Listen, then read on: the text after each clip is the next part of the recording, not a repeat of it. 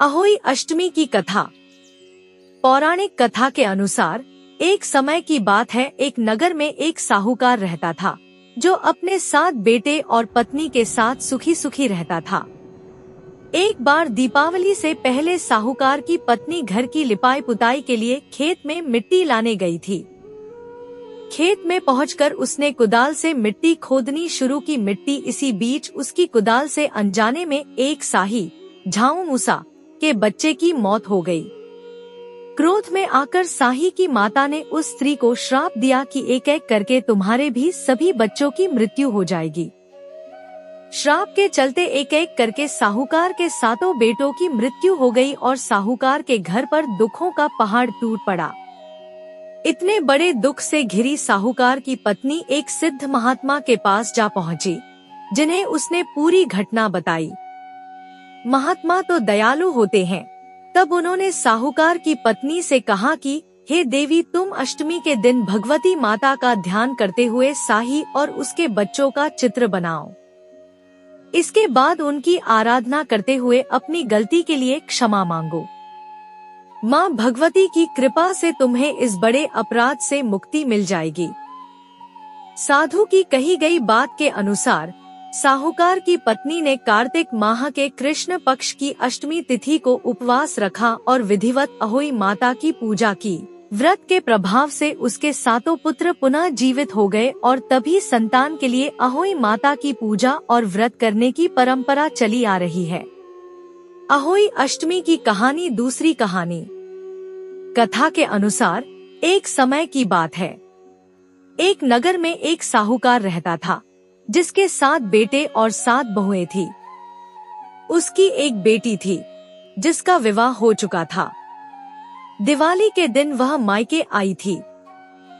दिवाली के अवसर पर घर और आंगन को साफ सुथरा करने के लिए जंगल से मिट्टी लाने चली गई। उनके साथ उनकी ननद भी थी। जंगल में साहूकार की बेटी जिस जगह पर मिट्टी खोद रही थी, वहाँ पर स्याहू यानी शाही अपने बेटों के साथ रहती थी। मिट्टी काटते समय साहूकार की बेटी की खुरपी से स्याहू का एक बच्चा मर गया। इससे स्याहू दुखी हो गई। उसने गुस्से में साहूकार की बेटी से कहा कि तुम्हारी कोख बांध दूंगी।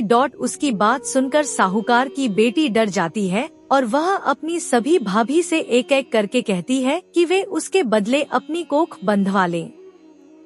सबसे छोटी भाभी इसके लिए तैयार होती है। इस घटना के कुछ समय बाद जब उसकी छोटी भाभी के बच्चे होते हैं तो वे 7 दिन बाद मर जाते हैं। ऐसे करके उसके 7 संतानों की मृत्यु हो जाती है। तब उसने एक पंडित से घटना बताई और उपाय पूछा। पंडित ने कहा कि एक सुनहरी गाय की सेवा करो। पंडित के सुझाव के अनुसार ही वह एक सुनहरी गाय की सेवा करती है। वह गाय उससे खुश हो जाती है और उसे स्याहू के पास ले जाती है। रास्ते में दोनों थक गए तो एक जगह आराम करने लगते हैं और सो जाते हैं। अचानक साहूकार की छोटी बहू की आंख खुलती है तो वह देखती है कि एक सांप गरुड़ पंखनी के बच्चे को डसने जा रहा होता है। अहोई अष्टमी व्रत के नियम। अहोई अष्टमी की पूजा कार्तिक कृष्ण पक्ष की अष्टमी के दिन प्रदोष काल में की जाती है। इस दिन महिलाएं अन्न और जल कुछ भी ग्रहण नहीं करती और शाम में शुभ मुहूर्त में अहोई भगवती की पूजा करती हैं।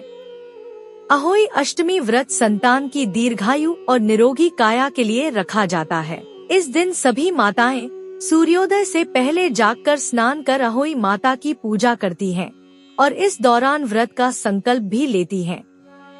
पूजा के लिए अहोई माता की 8 कोने वाली तस्वीर पूजा स्थल पर रखी जाती है। ध्यान रखें कि माता अहोई के साथ शाही की भी तस्वीर जरूर होनी चाहिए। बता दें, शाही कांटेदार स्तनपायी जीव होता है।